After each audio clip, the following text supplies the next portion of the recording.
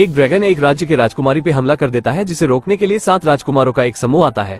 वो सब मिलकर बड़ी बहादुरी से उस ड्रैगन को हरा देते हैं और उस राजकुमारी की जान बचा लेते हैं। मगर जब वो राजकुमारी के पास जाते हैं तो वो देखते हैं कि वो कोई राजकुमारी नहीं है बल्कि एक चुड़ैल है। चुड़ैल को देखकर वो सब उस पे हमला कर देते हैं, लेकिन वो कोई चुड़ैल नहीं होती है बल्कि एक परी होती है, जो 7 राजकुमारों को सबक सिखाने के लिए एक श्राप देती है कि जब तक दुनिया की सबसे खूबसूरत लड़की उन्हें किस नहीं करेगी वो सब बदसूरत बौने बनकर रहेंगे।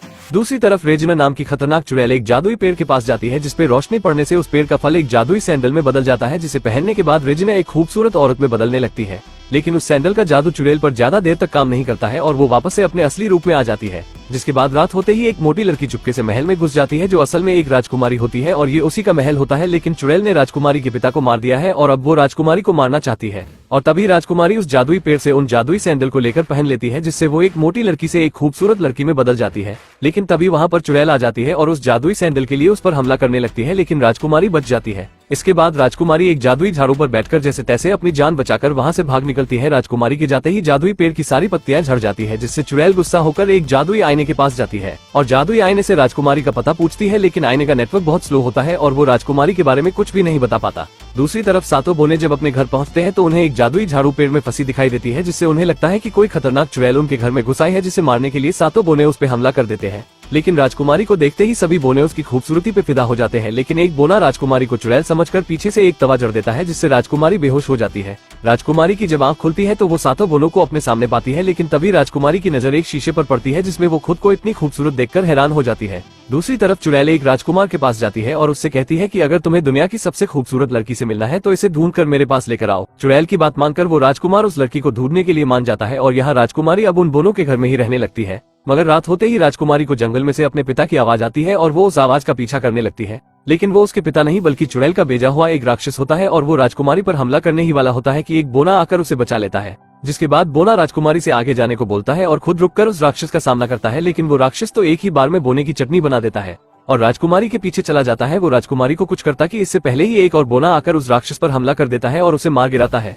लेकिन इस बीच वो खुद घायल हो जाता है और वो राजकुमारी से कहता है कि अब मेरे जाने का समय आ गया है। तभी वहाँ पर 2 और बोने आ जाते हैं और तब पता चलता है कि ये भूतनी का तो बस नाटक कर रहा था। जिसके बाद सभी बोने राजकुमारी से जंगल में आने का कारण पूछते हैं। तब राजकुमारी बताती है कि मैं अपने पिता को ढूंढ रही हूँ, जिस पर सभी बोने राजकुमारी की मदद करने को मान जाते हैं और सभी शहर में उसके पिता को ढूंढने लगते हैं। लेकिन तभी राजकुमार के भेजे हुए सैनिक राजकुमारी को देख लेते हैं और उसका पीछा करने लगते हैं, जिनसे बचकर वो भागती है, मगर आगे रास्ता खत्म हो जाता है और तब वो अपने सैंडल उतार देती है, जिससे दोबारा वो मोटी लड़की बन जाती है और सैनिक उसे पहचान नहीं पाते। मगर कुछ सैनिक उसके मोटापे का मजाक उड़ाते हैं और उससे उसकी सैंडल भी छीन लेते हैं, जिसे देखकर राजकुमारी अपनी मदद के लिए उन बोनों को बुलाती है, लेकिन बोने उसे पहचान नहीं पाते। तब वो खुद ही उन सैनिकों से मुकाबला करती है, लेकिन सैनिकों की संख्या ज्यादा होने की वजह से वो उसे घेर लेते हैं। लेकिन तभी एक बोना आकर उसे बचा लेता है और उसकी सैंडल भी उसे वापस कर देता है। राजकुमारी दोबारा से जादुई सैंडल को पहन लेती है और फिर सभी अपने घर के लिए रवाना होते हैं। मगर जब सभी घर पहुंचते हैं तो देखते हैं कि राजकुमार अपनी पूरी सेना के साथ उनका इंतजार कर रहा होता है। सभी बोने राजकुमारी को बचाने के लिए अपनी पूरी जी जान से उनका मुकाबला करते हैं, लेकिन राजकुमार की सेना के आगे वो टिक नहीं पाते। तभी उन्हीं में से एक बोना राजकुमारी को बचाने के लिए अपने घर को ही पूरी सेना पर गिरा देता है। अपनी सेना को हारते देख राजकुमार डरकर वहाँ से भाग जाता है और जब राजकुमार अपने महल जाता है तो वहाँ पर वो चुड़ैल उसका इंतजार कर रही होती है। चुड़ैल राजकुमार से कहती है कि तुम बहुत कमजोर हो, जो एक लड़की को भी पकड़ नहीं पाए, जिससे राजकुमार को बहुत गुस्सा आता है। लेकिन चुड़ैल राजकुमार को एक सेब खाने को देती है और कहती है कि इससे तुम बहुत ताकतवर बन जाओगे। राजकुमार और उनके साथी चुड़ैल की बात मानकर उस सेब को खा लेते हैं, लेकिन वो ताकतवर नहीं बनते बल्कि वो एक बड़े से मॉन्स्टर में बदल जाते हैं। जिसके बाद चुड़ैल उन्हें आदेश देती है कि सभी बोनों को मारकर उस लड़की को मेरे पास लेकर आओ। और यहाँ राजकुमारी मलिंग के साथ आसमान की सैर कर रही होती है और मलिंग का ध्यान नहीं होता और दोनों एक पेड़ से टकराकर नीचे गिर जाते हैं और अपने साथियों से बिछड़ जाते हैं। तभी इस बीच चुड़ैल के भेजे वही मॉन्स्टर इन पर हमला करते हैं, जिनका मलिन अपनी पूरी बहादुरी से सामना करता है, लेकिन वो मॉन्स्टर अभी भी उस पर भारी पड़ रहे होते हैं। मलिन राजकुमारी को बचाने के लिए उसे पुल की दूसरी तरफ जाने को बोलता है और राजकुमारी के जाते ही वो पूरे पुल को ही अपनी बिजली की शक्ति से उड़ा देता है, जिससे मॉन्स्टर खाई में गिर जाते हैं। लेकिन एक मॉन्स्टर मलिन को पकड़ लेता है और दोनों नीचे खाई में जा गिरते हैं। ये देखकर राजकुमारी मलिन को बचाने के लिए समुद्र में कूद जाती है और मलिन को बचाकर समुद्र से बाहर ले आती है। लेकिन इसी बीच उसकी जादुई सैंडल निकल जाती है और उसका असली चेहरा मलिन के सामने आ जाता है। जिसके बाद राजकुमारी मलिन को अपनी पूरी कहानी बता देती है कि कैसे उसे ये जादुई सैंडल मिल गए, जिनसे वो खूबसूरत बन गई। लेकिन मलिन उससे बात नहीं करता और वहाँ से चला जाता है, जिससे राजकुमारी को लगता है कि वो मुझसे नहीं बल्कि उस सुंदर लड़की से प्यार करता है। इसलिए राजकुमारी दोबारा से उन्हीं जूतों को पहन लेती है। तभी मलिन उसके पास आता है और उसे खाने के लिए एक सेब देता है। राजकुमारी इस सेब को खाती कि उससे पहले ही असली मलिन वहाँ आ जाता है। दरअसल ये मलिन नहीं बल्कि वो चुड़ैल होती है, जो राजकुमारी को पकड़ने के लिए मलिन के रूप में आई होती है और तभी वो राजकुमारी को पकड़कर अपने साथ ले जाती है।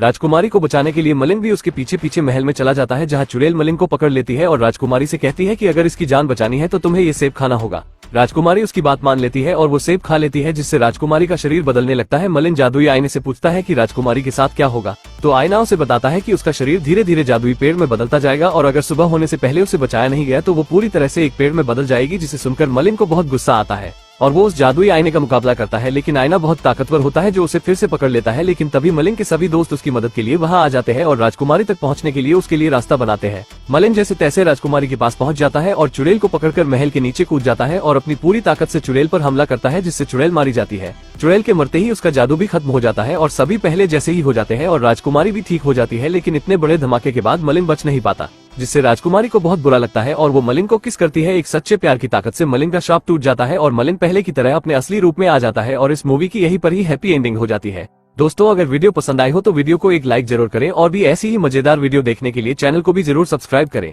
हम मिलेंगे आपसे बहुत जल्द ऐसी ही धमाकेदार वीडियो में, तब तक के लिए गुड बाय।